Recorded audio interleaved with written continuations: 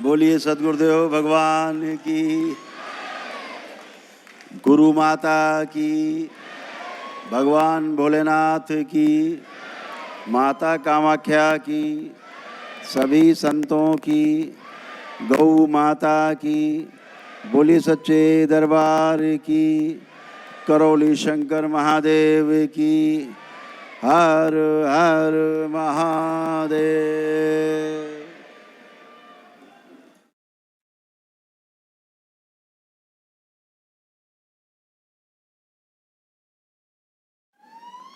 अमावस्या की इस पावन तिथि पर बाबा माँ के भक्तों का दरबार में बहुत बहुत स्वागत है।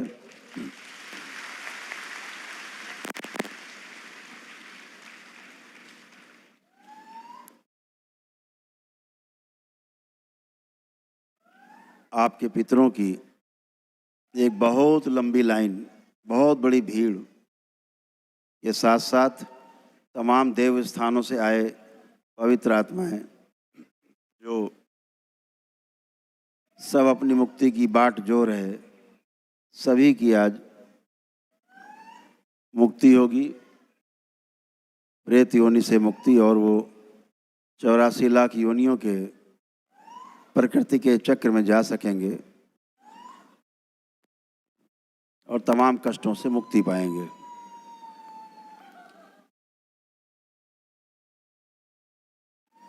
आप सभी लोग खूब अच्छी तरह से समझ चुके हैं कि बिना पितृ की मुक्ति के अपनी मुक्ति संभव नहीं। आप ये मत समझिए कि हम जिंदा हैं और वो मर गए। जो नहीं मरता वो आज भी जिंदा है, जीवन के रूप में हमेशा जिंदा रहता है, वो कभी मरता ही नहीं। और जो आपके भी अंदर है, जो आपके अंदर बैठ के सुन रहा है, आपके अंदर से हमें देख रहा है, हम आपको देख रहे हैं, जो देख रहा है, सुन रहा है, बोल रहा है, अनुभव कर रहा है, ये कभी मरता नहीं है। इसका गठबंधन बना ही रहता है सूक्ष्म जगत से, क्योंकि वह स्वयं भी सूक्ष्म है और जो आपको नहीं दिख रहे हैं वह भी सूक्ष्म है। तो यह गठबंधन आपका बना ही रहता है। आप सोचो वो तो मर गए, चले गए, कोई कहीं जाता वाता नहीं। ये एक बड़ा विज्ञान है। एक बड़े, हमारी बात सुन के कुछ लोग नाराज भी हो सकते हैं, बड़े धर्माचार्य, लेकिन जो दिखता है वो बहुत खतरनाक भी है और बहुत सुंदर भी है। जिस दृष्टि से देखो वैसा ही दिखता है। लेकिन ये मान के जीना कि ये शरीर दिख रहे हैं, जो दिख रहा है यही है, ये सबसे बड़ी नासमझी का जो है सबूत है आपके पास। जिस दिन आप ये जान जाएंगे कि ये तो एक जीरे के बराबर नहीं है जो दिख रहा है पूरे सृष्टि में, जितना कुछ दिख रहा है, जो नहीं दिख रहा है वो पूरी पृथ्वी से भी ज़्यादा बड़ा है जीरे की तुलना में। जो नहीं दिख रहा है वही दिखने वाले को चला रहा है, वही दिखने वाले को सृजन और विध्वंस की चक्की में पीसता रहता है। हमें व्यवस्था दिखती है, तमाम आपको कष्ट हुए, आपको लगता है बहुत दिक्कत है, बहुत अव्यवस्था है। दरबार देखता है कि ये व्यवस्था है। तमाम कष्टों में आकर के आपके तमाम कर्म भोग कटते हैं। कर्म भोग कटते हैं तो समस्याएं कटती हैं, और आपके बिना कुछ किए भी 84 लाख योनियों में पुणे से जाने का बंधन जिसमें आप बंधे प्रेत योनि में टूटता है, और 84 लाख योनियों के बंधन में जाने का रास्ता साफ होता है। तो आप एक बात तो समझ ही लें कि बिना कर्म भोग कटे कुछ नहीं हो सकता। कर्म भोग कैसे कटेंगे? पहले पितृ मुक्ति हो, वो पितृ मुक्ति हो जाए, फिर पूर्ण गुरु की प्राप्ति हो जैसे बाबा, और उसके बाद जब फिर आप उनसे जुड़ें तो मुक्ति के कई आयाम हैं। मुक्ति शब्द इतना साधारण और छोटा नहीं है। मुक्ति शब्द जो है वो बहुत व्यापक है, व्यापकता लिए हुए है। कई स्टेज पर मुक्तियां हैं जिसे आप मुक्ति कहते हो। अगर सब कुछ अच्छा अच्छा चलता रहे तब भी 50 हजार साल लग जाते हैं, जहाँ से आए हो वहाँ वापस जाने में। तो ये एक व्यवस्था है, व्यवस्था को समझ लेने में सुख है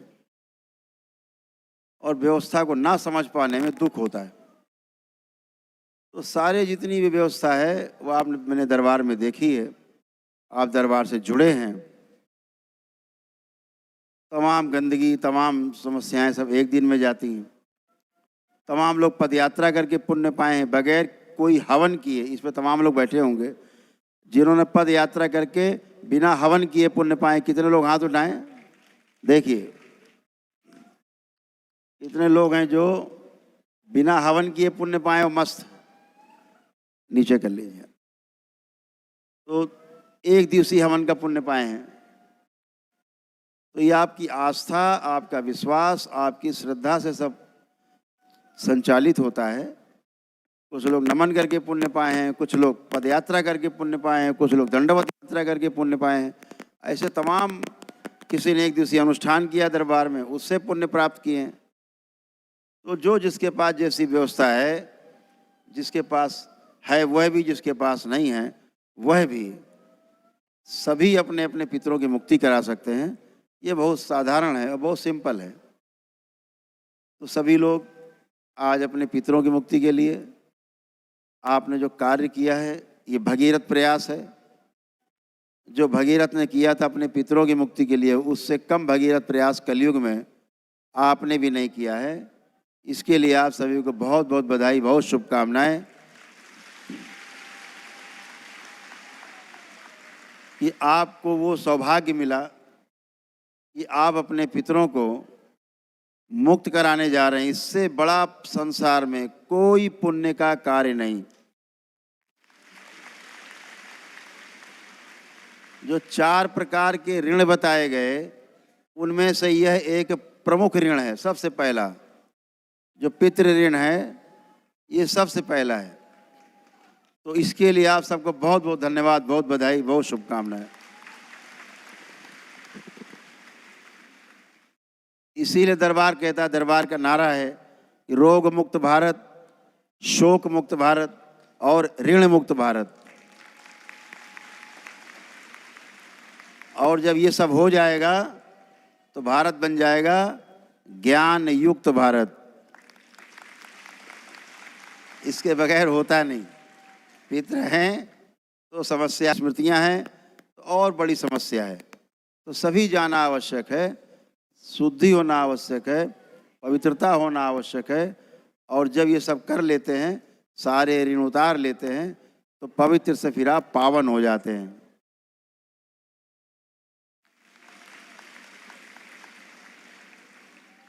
पवित्र में और पावन में फर्क समझना आवश्यक है। पवित्र उसे कहते हैं जो कभी भविष्य में अपवित्र हो सकता है, उसे कहते हैं पवित्र हो गया। कभी अपवित्र हो सकता है, फिर अगले दिन अपवित्र होते हैं, फिर स्नान करते हैं, बोले हम पवित्र हो गए। अगले दिन फिर अपवित्र हैं, फिर स्नान किए, बोले अब हम पवित्र हो गए। फिर अगला दिन आया, फिर बोले अपवित्र, फिर स्नान करेंगे, फिर पवित्र। तो पवित्र व्यक्ति जो है वो अपवित्र हो सकता है, लेकिन पावन शब्द का अर्थ है जो पावन हो गया अब वो कभी अपवित्र नहीं होगा। इस शब्द का अर्थ इतना ही है। जैसे दूध से आपने घी बना लिया, ये पावन हो गया, अब घी कभी दूध नहीं बनेगा। ऐसे पावन। तो आप सभी जब इन ऋणों से मुक्त होंगे तो आप और आपका जीवन भी पावन होगा, आपका शरीर भी पावन होगा। और तालमेल करके आप इन 84 लाख बंधनों के बंधन से, 84 लाख योनियों के बंधन से मुक्त हो सकेंगे और जिस लक्ष्य के लिए जन्म लिया है वो पूर्ण हो सकेगा। आप सभी बाबा माँ से प्रेम करते हैं, दरबार से जुड़ते हैं, आप स्वस्थ होते हैं, आपका परिवार स्वस्थ होता है, आगे जाना है, बढ़ना है। बाबा से दीक्षा लेते हैं हर पूर्णिमा में और अपने जीवन को आप धन्य बनाते हैं। ये अद्भुत है कि आप बाबा से, बाबा के डीएनए से परमानेंट जुड़ जाते हैं। और इनमें बहुत बड़ी संख्या बाबा के जो भक्त हैं वो शिष्य में परिवर्तित हो जाती है उनके, और बाबा का जो शिष्य है वो समझो परम सौभाग्यशाली है। इस धरती पर इस समय सबसे सौभाग्यशाली वो है जो बाबा का शिष्य हो गया है।